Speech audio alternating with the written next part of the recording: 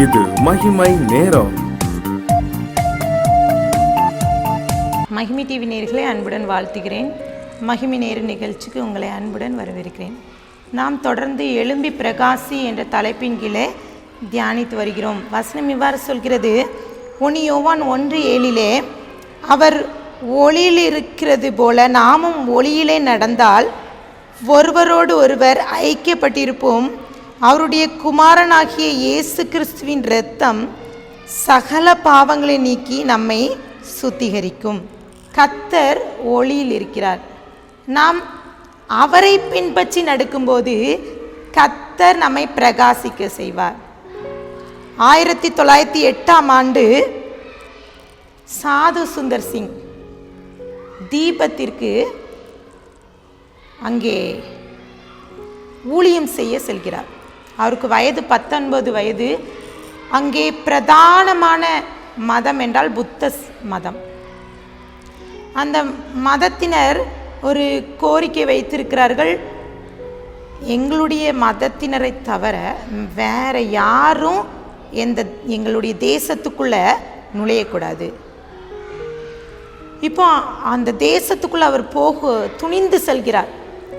கர்த்தருக்காக கர்த்தருடைய வார்த்தையை நான் கொண்டு செல்வேன், மெய்யான ஒளியாகிய கிறிஸ்துவை நான் கண்டு கொண்டது போல நான் பிறருக்கு அறிவிப்பேன் என்று துணிச்சலுடன் செல்கிறார். அவர் தீபத்துக்கு அங்கு சென்று அங்கே ஒரு பகுதியிலே நுழைகிறார். அப்போது ஜனங்கள் அவரை பிடித்து மரண தண்டனைக்கு உட்படுத்தும் பொருட்டு ஒரு கிணற்றுக்குள்ளே அவரை தள்ளி விடுகிறார்கள். இங்கே அநேகர் இருக்கிறாங்க. அங்கே இதே போன்று சாது சுந்தர் சிங்கை போல அநேகர் அங்கு சுவிசேஷம் அறிவிக்க சென்று அநேகர் அந்த கிணற்றுக்குள்ளாக மடிந்து அவர்களுடைய எலும்புகள் கிடக்கிறது. அங்கே அவர் தள்ளப்பட்ட வேளையிலே அவர்களுடைய தோள்பட்டையிலே முறிவு ஏற்பட்டு வலி எடுக்கிறது. முற்றிலுமாக இருள், நாற்றம். ஒரு நாள் சென்றது, 2 நாள் சென்றது, அவர் நாற்றம் எடுத்துக்கொண்டே இருக்கிறது. அவருக்கு தூங்க முடியல. எப்போது தன்னுடைய மரண வேலை வரும் என்று காத்து கொண்டிருக்கிறார்.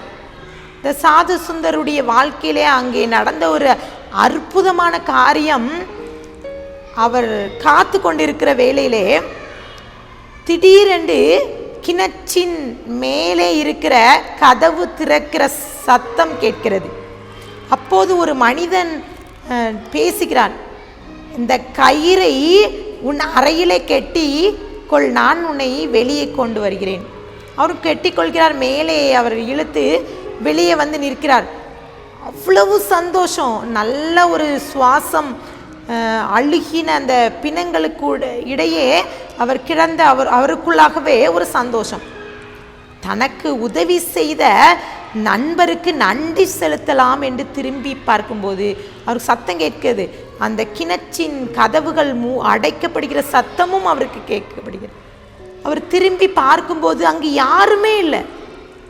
அவர் தோள்பட்டையை தடவி பார்க்கும்போது அவருக்கு இருந்த வலி முற்றிலும் அகன்றது. அப்போதுதான் அறிந்து கொண்டார், நம்மோடு இருந்தது ஆவியானவர், ஆண்டவராக இயேசு கிறிஸ்து என்னோடு இருந்தார், அவர் தான் என்னை தூக்கி விட்டார் என்ற ஒரு சந்தோஷம். இந்த வார்த்தை, இந்த உண்மை சம்பவத்தை நம்ம கேட்குறோம். வேதாகமத்திலும் இதே போன்ற ஒரு சம்பவத்தை நாம் கற்றுக்கொள்ளலாம். பேதுரு சிறைச்சாலையில் இருக்கிறார். நாளை அவரை சிறைச்சாலையிலிருந்து ஏரோதிடம் கொண்டு வந்து நிறுத்தப்பட வேண்டும்.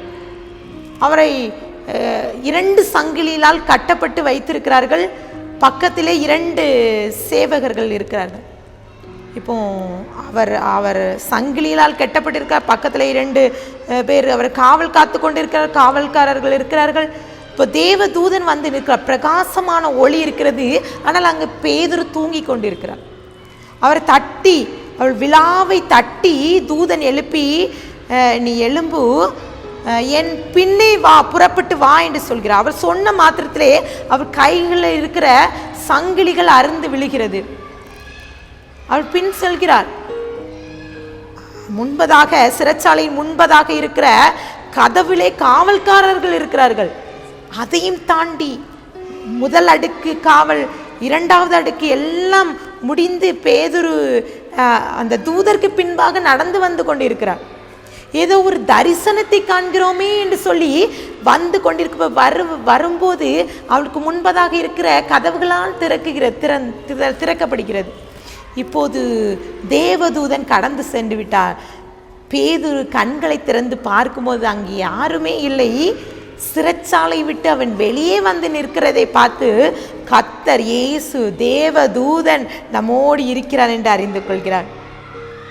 பிரியமானவர்களே, இன்றைக்கு நாம் எழும்பி பிரகாசிக்க வேண்டும் என்றால் கர்த்தராகிய இயேசு தேவன் நம்மோடு இருக்க வேண்டும்.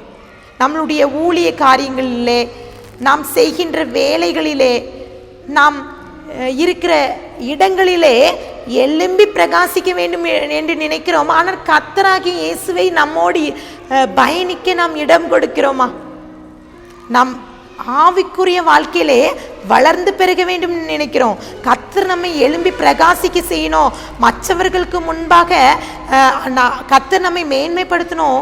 ஊழியத்தில் மேன்மைப்படுத்தணும், ஆவிக்குரிய வாழ்க்கையில மேன்மைப்படுத்தணும், உலக பிரகாரமான காரியத்தில் கர்த்தர் என்னை மேன்மைப்படுத்த வேண்டும் என்று நினைக்கிறோமே.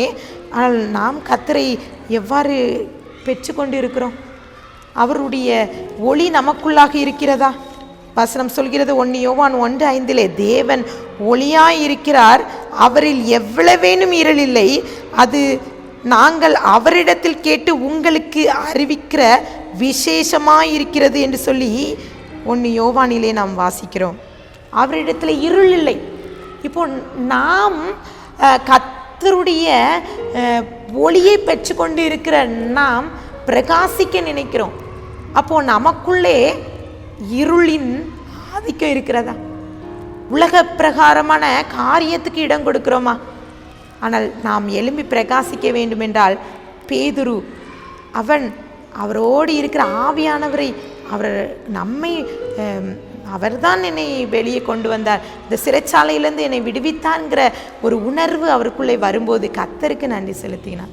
நாமும் கூட இந்த வருடத்திலே கர்த்தர் வாக்கு கொடுக்கிறார், எழும்பி பிரகாசி உன் ஒளி வந்ததுன்னு சொல்லி கர்த்தர் நம்மேல் உதிக்க போகிறார். இந்த வாக்கு தத்தத்தை நாம் பெற்றுக்கொண்டு இந்த வருடத்திலே முதலாவது இந்த ஜனவரி மாதத்திலே கர்த்தரோடு இந்த உடன்படிக்கை செய்வோம். கர்த்தர் இன்னைக்கு நம்மளை எழும்பி பிரகாசிக்கிற விளக்காக நம்மை பயன்படுத்த விரும்புகிறார். கண்களை மூடி ஜெபிக்கலாம்.